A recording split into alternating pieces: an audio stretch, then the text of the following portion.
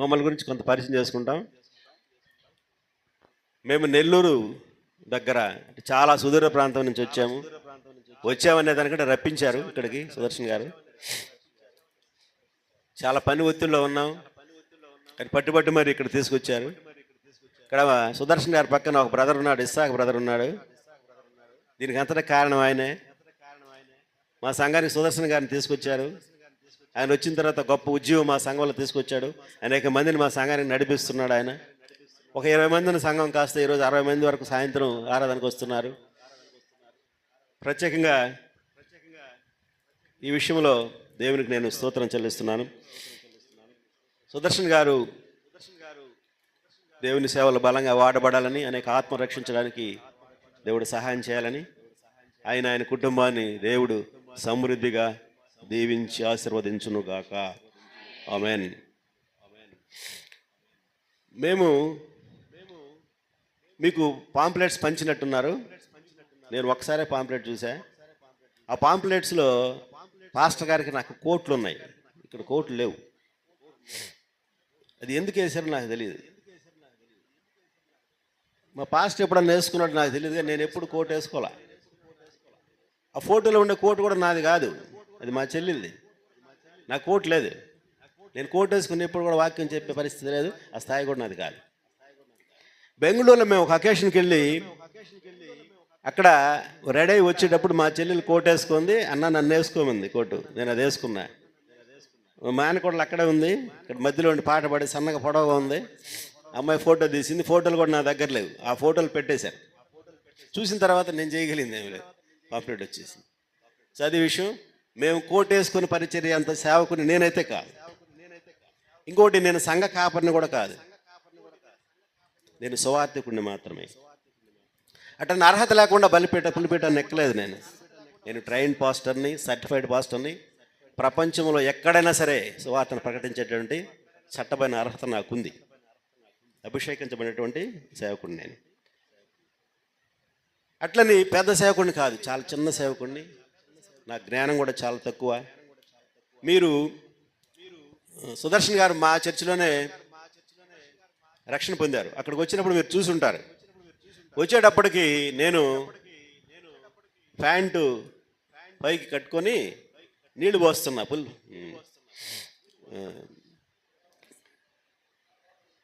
Baptism తొట్లోకి నీళ్లు మోస్తున్నా నేను. ఎందుకంటే నీళ్లు పట్టామో మొత్తం లీక్ వెళ్ళిపోయినాయి. బాప్టిజం వాళ్ళు నీళ్లు లేవు. 3 ట్యాంకులు 3 పైపులు పెట్టినా కూడా కుదరట్లేదు, సరిపోవట్లేదు. అప్పుడు మోస్తున్నాం, మేము ఒక ఇద్దరు మోస్తున్నాం. నేను ఇంకొక సేవకుడు కూడా మోస్తున్నాం, ఇద్దరమే. అప్పుడు వచ్చారు అందరూ. అంటే నేను సేవ చేయాలనుకున్నాను. దేవుడిని అడిగాను. సేవ చేయాలంటే పులిపీఠం ఎక్కి వాక్యం చెప్పాలనేది నేను కోరుకోలే. నీ చిత్తమైతే నీ మందిరంలో టాయిలెట్స్ కడిగే పని ఇచ్చినా నేను చేస్తా.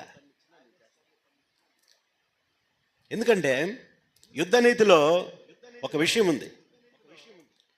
యుద్ధము చేయువానికి, ఆయుధములు మోయువానికి ఒకే జీతం. పులిపెట్టుమకు వాక్యం చెప్పే వాళ్ళకి, కింద చేపలు వేసే వాళ్ళకి, కుర్చీలు తుడిచే వాళ్ళకి, టాయిలెట్స్ కలిగే వాళ్ళకి ఒకే రకమైన ఆశీర్వాదాలు ఉంటాయి. మేము వాక్యం చెప్పలేకపోతున్నామే అనుకోవాల్సిన అవసరం లేదు. ఏ చిన్న పని చేసినా దేవుని పని చేస్తే ఆశీర్వాదాలు వస్తాయి. నేను అలా అనుకున్నా, కానీ దేవుడు కృప చూపించాడు. ఆయన పరిశుద్ధ వాక్యాన్ని ప్రకటించేటటువంటి అర్హతను, భాగ్యాన్ని, ధన్యతను నాకు దయచేశాడు. అందుకే దేవుడు నేను ప్రత్యేకంగా స్తుతిస్తున్నా. కొన్ని ప్రాంతాల్లో వాక్యాన్ని ప్రకటిస్తున్నాం. ఇంచుమించుగా ప్రతి వారం ఎక్కడో దగ్గర వాక్యాన్ని చెప్తున్నాం. అటు కృప దేవుడు చూపించాడు. మేము మా కుటుంబానికి సంబంధించి చెప్పాలి. మేము అన్ని కుటుంబాల నుంచి వచ్చాం. మా తండ్రి గారికి 4 పిల్లలం. నేను పెద్దవాడిని. ఇక్కడ కూర్చున్నది మా సిస్టరు, పరిచయం చేస్తుంది ఆమె, ఎస్తరాణి, సుహాసిని ఆమె పేరు. ఆమె చిన్నది. మధ్యలో ఇంకిద్దరు ఉన్నారు. అంటే 2 ఆడపిల్లలు, 2 మగపిల్లలు. మేము అన్ని కుటుంబాల నుంచి వచ్చాం. భయంకరంగా దేవుణ్ణి ద్వేషించేవాళ్ళం, నిజ దేవుణ్ణి ద్వేషించేవాళ్ళం, అపవాదిని ఆరాధించేవాళ్ళం. ఇది మా భక్తి. జీవం లేని భక్తిని చేశాం. ద్వేషించాం. ఆ పేరు వింటేనే ఎవరు నువ్వు, మాకు దేవుళ్ళు లేరా, తరతరాల నుంచి మేము కొంతమందిని ఆరాధిస్తున్నాం, పూజిస్తున్నాం, మాకు దేవుళ్ళు ఉన్నారు, అనేక మంది ఉన్నారు, నువ్వేంటి మాకు చెప్పేది, ఎక్కడి నుంచి వచ్చి వెళ్ళిపో అని మా తండ్రి మాట్లాడేవాళ్ళు. నేను కూడా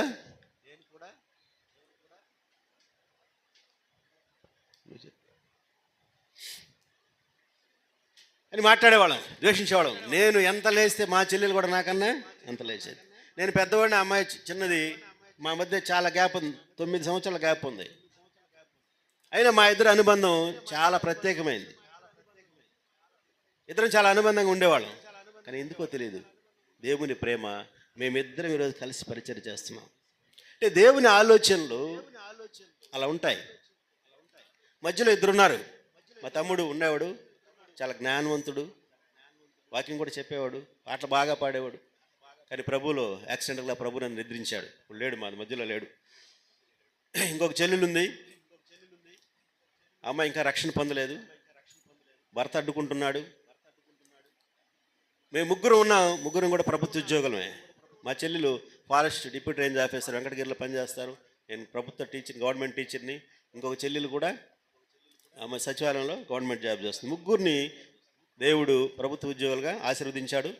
మిగతా సమయంలో మాకు దొరికిన సమయంలో మా బలాన్ని, శక్తిని, ధనాన్ని ఉపయోగించి దేవుని సేవ చేస్తున్నాం. మా ఇంకొక చెల్లెలు రక్షణ నిమిత్తం మీరు అందరూ కూడా మీ అనుదిన ప్రార్థనలు, సంఘ ప్రార్థనలు గుర్తు చేసుకోండి. మా చిన్న చెల్లెలకి 2 పిల్లలు. ఈ అమ్మాయి డాక్టరు అయిపోవచ్చింది కోర్సు, ఎస్వి యూనివర్సిటీ తిరుపతిలో ఉంది. ఒక కొడుకు, అంటే ఒక పాప ఒక బాబు. ఈ అమ్మాయి డాక్టరు, ఆ బాబు హైదరాబాద్లో సాఫ్ట్వేర్ జాబ్ చేస్తున్నాడు. అంటే ఇద్దరు కూడా ఆశీర్వదించబడ్డారు. తర్వాత మా తమ్ముడు లేడు, కానీ 2 పిల్లలు ఉన్నారు. ఒక పాప డాక్టరు, ఫస్ట్ ఇయర్లో చేరింది తిరుపతిలో పద్మావతి యూనివర్సిటీలో. ఇంకో పాప ఇంజనీరింగ్ చేరింది, ఇంజనీరింగ్ కూడా ఎన్ఐటీలో చేరింది, కాంచీపురంలో చేరింది. అమ్మాయికి ఐఐటీలో వచ్చింది, కానీ నార్త్ ఇండియాలో వచ్చింది, అమ్మాయి వెళ్ళలేదు. అంటే వాళ్ళిద్దరు కూడా బాగానే ఉన్నారు. మా పెద్ద చెల్లెలు ఉంది, ఒక పాప ఒక బాబు. పాప అనంతపురంలో మెడిసిన్ అయిపోయింది, హౌస్ సర్జన్ చేస్తుంది ఇప్పుడు. బాబు లండన్లో ఉన్నాడు, ఎంఎస్ చేస్తున్నాడు. సో వాళ్ళు కూడా పర్లేదు. నాకు 3 పిల్లలు. మా మేనకోడల మధ్యలో ఆ పక్క ఈ పక్క నిలబడ్డారు వాళ్ళిద్దరు మా పిల్లలు. కొంచెం బొద్దుగా ఉండే పెద్ద పాప, బ్లడ్ లేకుండా తెల్లగా ఉండే అమ్మాయి చిన్న పాప. పెద్ద పాప వెటర్నరీ చేస్తుంది, చిన్న పాప రష్యా పక్కన మెడిసిన్ చేస్తుంది. సెలవులకు వచ్చింది, ఇంకా పోవడంలా. వీసా కోసం ప్రార్థన చేస్తే వీసా వచ్చింది, టికెట్ వస్తే పోద్ది, 10 రోజుల్లో పోయే పరిస్థితి. కొడుకున్నాడు, నేను పెద్దోడిని, కానీ మా వాడు అందరికంటే చిన్నవాడు మా పిల్లల్లో. బీటెక్ అయిపోయింది ఛత్తీస్గఢ్లో, బిలాస్పూర్లో అయిపోయింది. ఇప్పుడు ఢిల్లీలో వాజీరావ్ ఇన్స్టిట్యూట్లో సివిల్స్ కోచింగ్ తీసుకుంటున్నాడు. అంటే మేము అన్ని కుటుంబం నుంచి వచ్చాము. అమ్మాయిలంతా డాక్టర్లే, అబ్బాయిలంతా ఇంజనీర్లే, అందరూ కూడా ఇంచుమించుగా సెటిల్ అయ్యారు. అంటే మేము దేవుని ద్వేషించిన, మమ్మల్ని ప్రేమించి ఆయన స్వరంతో మమ్మల్ని పిలిచి, మెల్ల స్వరంతో పిలిచి మమ్మల్ని రక్షించి, ఆయన పరిశుద్ధ రక్తంతో కడిగి, ఆయన పాదాల చింత మమ్మల్ని స్థిరంగా ఉంచాడు. అహరోను కల్లా ఒక రాత్రే చిగురించినట్లుగా, పువ్వులు పూసినట్లుగా, కాయలు కాసినట్లుగా మా కుటుంబాన్ని దేవుడు అద్వితీయంగా ఆశీర్వదించాడు. దేవుడు నామానికి మహిమ కలుగునుగా. ఇదంతా ఎవరి వల్ల కలిగింది? మా సామర్థ్యం వల్ల కాదు, కేవలం ఇది దేవుడు చూపినటువంటి ఉచితమైనటువంటి కృప మాత్రమే. అందుకే దేవుని నేను స్తుతిస్తున్నాను. ఇది మా సాక్ష్యం. తర్వాత డానియల్ పాస్టర్ గారు కొన్ని విషయాలు చెప్తాడు. నాకు ఇచ్చిన టైంలో 50% అయిపోయింది. అంటే 11:30కి నన్ను ముగించమన్నారు. ఖచ్చితంగా దైవసేవకుడు చెప్పినట్టుగా దేవుని చిత్తం ఎంతవరకు ఉంటే ఎంతవరకు నేను చెప్పగలిగితే అంతవరకు నేను వాక్యాన్ని చెప్తాను. వాస్తవంగా షెడ్యూల్లో నేను లేను. మా పాస్టర్ గారు వాక్యం చెప్తారనుకున్నాం, కానీ మధ్యలో సుదర్శన్ సార్ నన్ను చేర్చాడు, తీసుకొచ్చి పెట్టాడు. కోర్టు చేర్చాడు, మళ్ళీ నన్ను కూడా చేర్చాడు. ఇది విషయం. కొద్దిసేపు దేవుని మాటలు విందాం. ముందుగా దేవుని సహాయం కోసం ప్రార్థన చేద్దాం. సర్వశక్తి కలిగిన దేవా, సర్వోన్నతుడ, పరిశుద్ధుడ, జీవాధిపతి, నీకు స్తోత్రం చెల్లిస్తున్నాను ఆయన.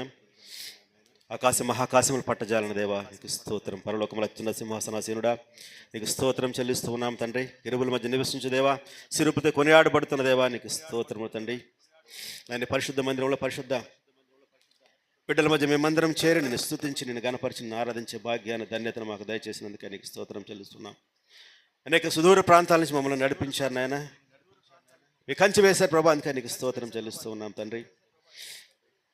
నేను మీ మాటలు వినడానికి మేము సిద్ధపడుతున్నాం. మందిలో ఉంటున్న ప్రతి బిడ్డను మీరు సిద్ధపరచండి, వాళ్ళకి అవసరమైన ప్రతి మాట మీరు మాట్లాడండి. అపాతనాయకుని జ్ఞానం లేని వాడిని నన్ను నిలబెట్టి ఉన్నారు నాయన, దాన్ని అభిషేకించండి, నీ పరిశుద్ధ రక్తంతో కడగండి. ముఖ్యంగా నీ బలిపీఠ మీద అగ్నితో నా పెదవులను కాల్చి నన్ను పరిశుద్ధపరచండి.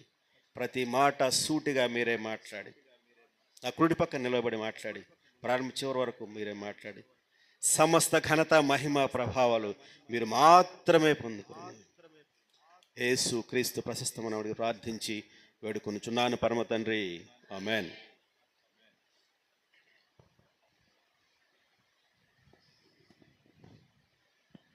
ఈ భూమి మీద అనేక పక్షి జాతులు ఉన్నాయి. అయితే ఆ పక్షి జాతుల్లో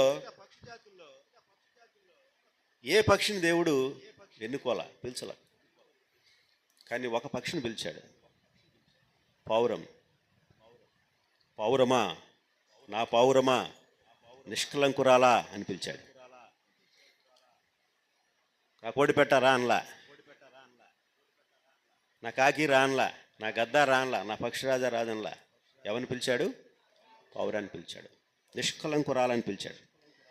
ఇంకో ముఖ్యమైన విషయం ఏంటంటే, దానికి ప్రాధాన్యత ఏంటంటే, పాత నిబంధన కాలంలో బలిపీఠం మీద బలి అర్పించడానికి వినియోగించబడినటువంటి ఒకే ఒక పక్షి, ఏకైక పక్షి పావురం లేదా గువ్వ మాత్రమే. అంటే బలిపీఠం మీద పాత నిబంధన గ్రంథంలో మనం చూసినప్పుడు బలి అర్పించబడుతుంది. ఈ బలిపీఠం మీద 3 రకాల జీవులను మాత్రమే బలికి అర్పించారు, బలికి వినియోగించడానికి దేవుడు అర్హత కల్పించాడు. ఒకటి గోవులలో మగది, అంటే ఎద్దు కానీ కోడి కానీ. అదేవిధంగా అది లేని సందర్భంలో మేకలు లేదా గొర్రెల జీవుల్లో జాతులో మగది, అంటే పొట్టేలు కానీ మేకపోతు కానీ. అది దొరకని సందర్భంలో గువ్వ లేదా పావురం. దీన్ని అర్పించి ఈ 3టిని మాత్రం అర్పించేవాళ్ళు. మరి ఎందుకు ఇలా జరిగింది అంటే,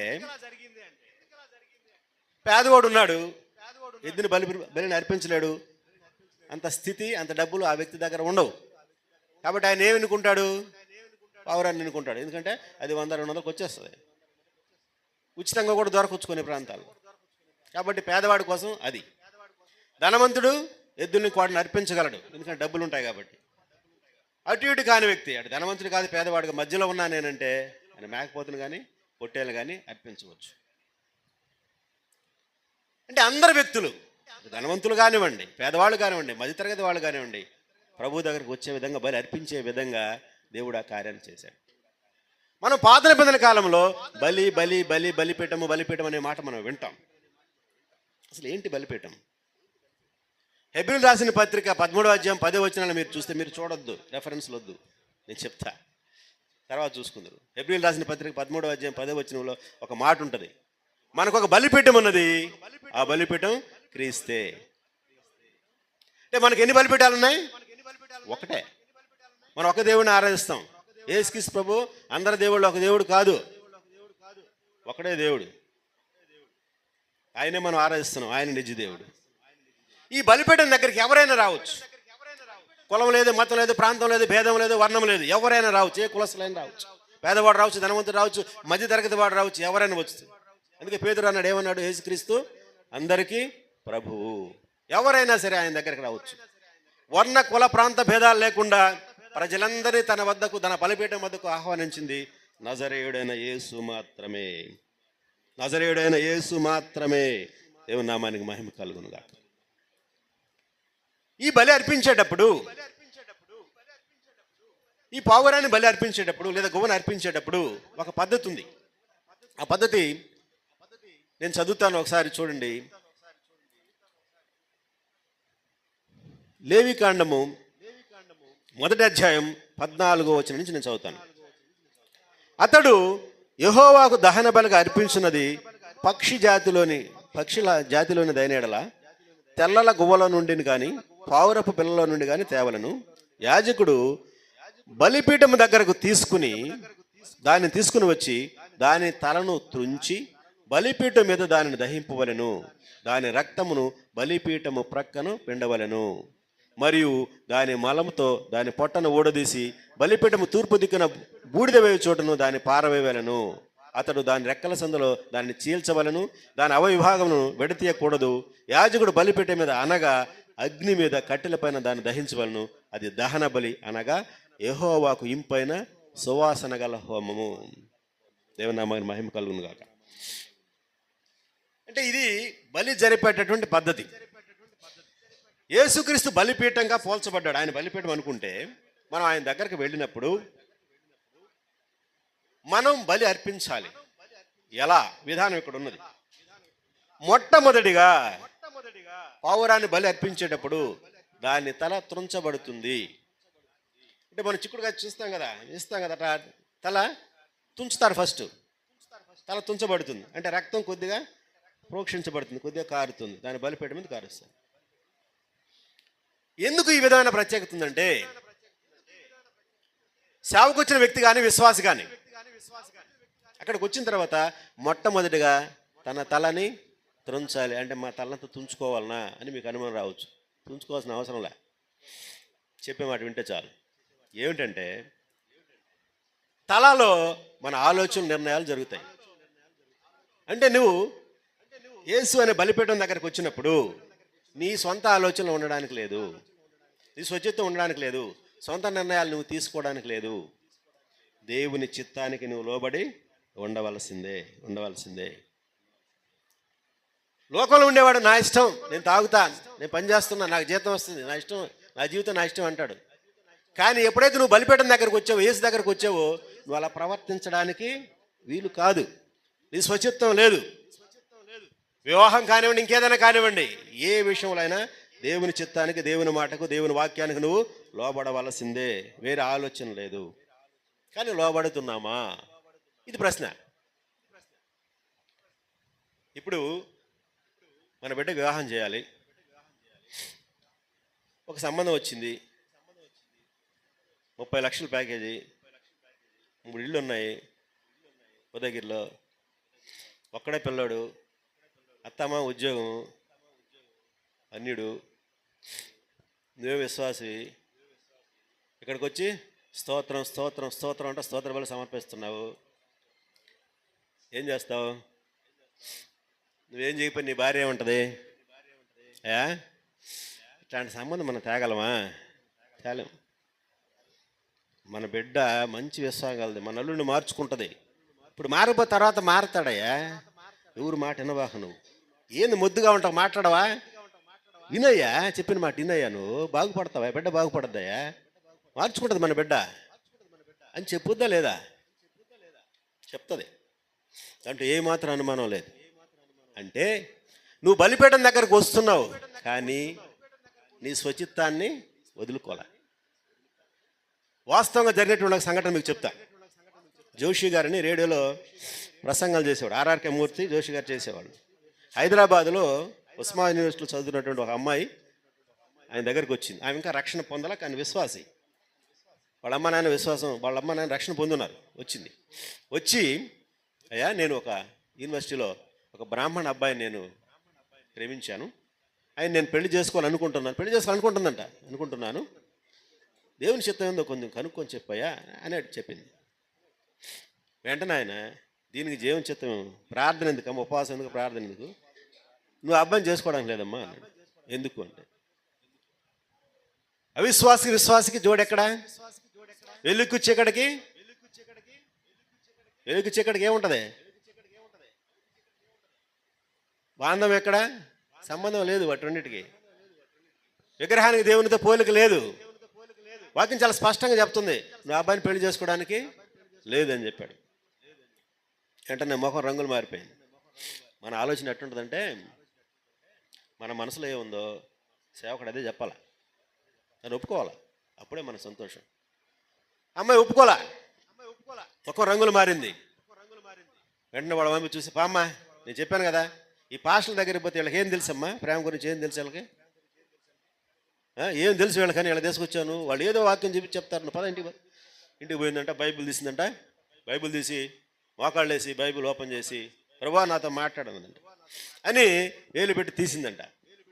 తీసిన తర్వాత వాక్యం వచ్చింది. ఏం వాక్యం వచ్చింది?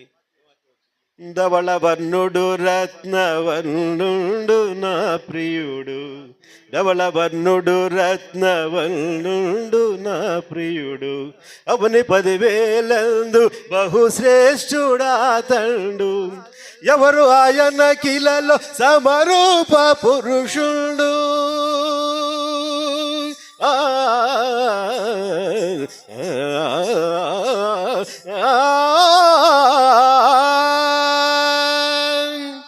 ఎవరు ఆయన కిలలో సమరూప పురుషుడు, అవలీలగాతని గురుతింపగలనమ్మ ఎంతో ఎంతో సుందరుడమ్మ తాను, నేనెంతో మురిసిపోయినాను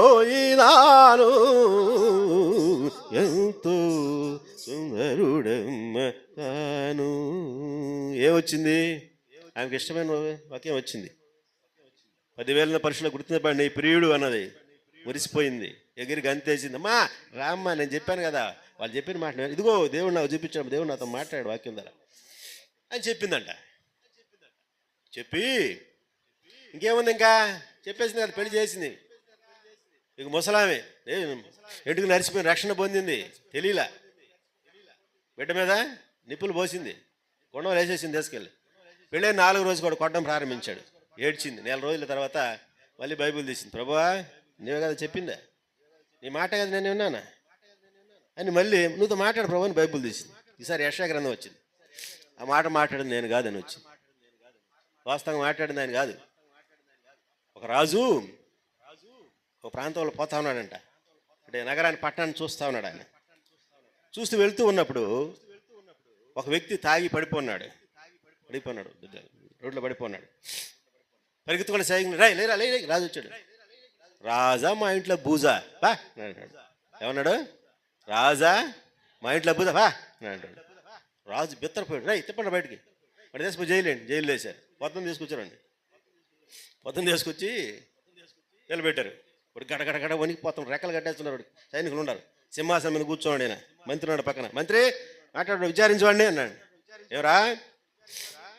రాజు నీకు కనపడదంట, ఇంత పెద్ద రాజు నీకు కనపడదంటరా, బూజు అంటరా, నీ ఇంట్లో బూజు అంటారా రాజా, అసలు బూజు అని అంటా ఉంటా నువ్వు అంటున్నాడంట. ఒరే మంత్రి, ఆయన ఏదో ఒకసారి అన్నాడు, సభలో ఎంతమంది నువ్వు బూజు బూజు అంటున్నావు, నువ్వు మాట్లాడాయా నువ్వు అంటున్నాడు. అట్లా కాదురా, బూజు అనేది ఏంది, అసలు ఎందుకు అన్నావు బూజు అని, నువ్వు మాట్లాడంట. సరే ఎందుకు అన్నావంటే, అయ్యా మాట్లాడింది నేను కాదా, నేను అనలేదా అన్నాడు. ఒరే అదేందిరా, నువ్వే కదా అన్నది. అయ్యా అన్నది నేను కాదయ్యా, వాడయ్యా, రాత్రి ఉన్నాడే వాడు 4 గంటలకు వెళ్ళిపోయాడు. వెళ్ళిపోయాడు, దిగిపోయింది వాడికి 4 గంటలకి. వాడు వెళ్ళిపోయా. వాస్తవం జరిగింది అదే. దురాత్మ వాడికి ఏముండదు, అపవాదికి శరీరం ఉండదు, వాడికి ఆత్మ. ఎవరిలో వాడి కోరికలు తీర్చుకోవాలంటే వాళ్ళకి వెళ్తుంది. తాగుబోతు వాళ్ళు కావాలంటే తాగుబోతులకు వెళ్తుంది. వ్యభిచారం చేసే వాళ్ళ దగ్గరికి వెళ్ళి వాడి కోరికలు తీర్చుకుంటుంది. భార్యలో దొరుకుతుంది, భర్తలో దొరుకుతుంది. భర్త ఇంటికి వచ్చాడు అనుకో, రావడం తర్వాత భార్య అనేది, ఏమయ్యా ఎక్కడ పోయినావు ఇంతసేపా, పొద్దున్న నుంచి చూస్తున్నా నీ కోసం, ఎక్కడ పోయావని. నేను బయటికి పోయి వచ్చాను. పని ఏం పని, రోజు ఏం పని, ఇంటికి రావాలి కదా నువ్వు టైంకి, ఏం పని అంటే ఏమంటే ఎవరు బాయ్ ఇటు తిరిగింది ఆహారం, ఇటు వచ్చింది అపవాది, ఇంతే. తర్వాత ఏం జరగద్దో మీకు తెలుసు.